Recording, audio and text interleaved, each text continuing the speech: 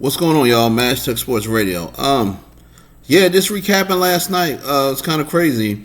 At the end, Teofimo Lopez says, "Yo, do I still got it?" And I'm not here to shit on Teofimo because I know that's what a lot of people are going to do.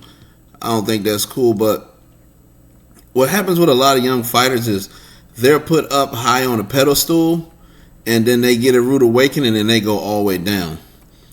Whereas the generation before, we were just taught it's going to be ups and downs, but you got to keep grinding, you got to keep fighting, and you'll eventually get the mountaintop where you're looking for. Number one is expectations are super high, which they should be.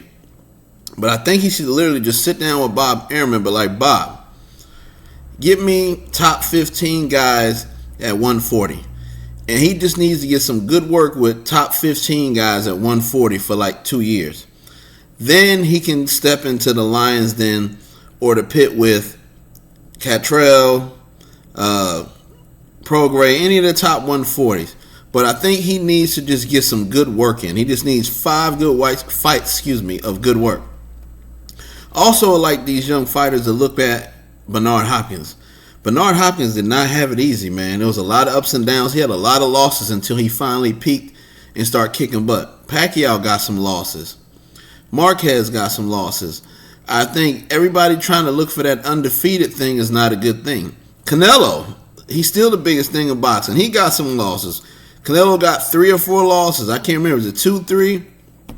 A draw, like losing is part of the game. Mike Tyson lost. Muhammad Ali lost. Like, it's okay to lose. And then when whether you think he won or lost last night, he didn't get embarrassed the way he did against Kambosos. He just got embarrassed maybe for his ticket sales because some people who came out for his Heisman night thing are probably like, man, I'm thinking he about to knock this dude out. He gonna look good. This dude beat Mikey Garcia. But like I said last night, Mikey Garcia on a bad day is still 1,000 times better than most fighters. And I didn't like ESPN and the odds makers making it seem like Teofimo was gonna walk through this dude.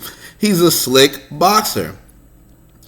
But I think what Teofimo needs to do is just be like, look, let me take a step back. Let me stop headlining.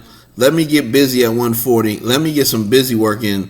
Let me be the co-main event. And then when I get in my stride, then when I get in my rhythm, then when I get my confidence fully back, then let me go and do my thing. Or do what he was talking about last night, saying he wants the Kambosos rematch.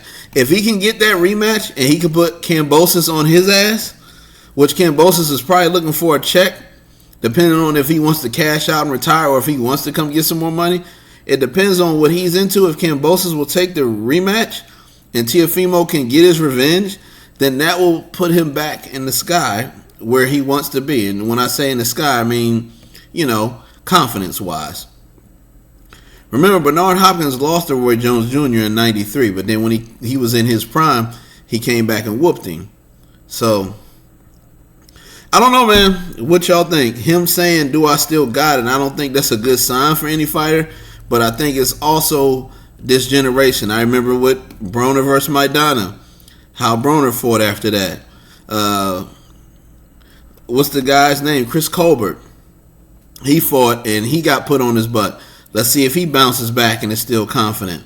There's only a few people that bounce back and that are super confident like that, and that's Pacquiao, that's Hopkins, and it's a few. Y'all can name them in the comments section.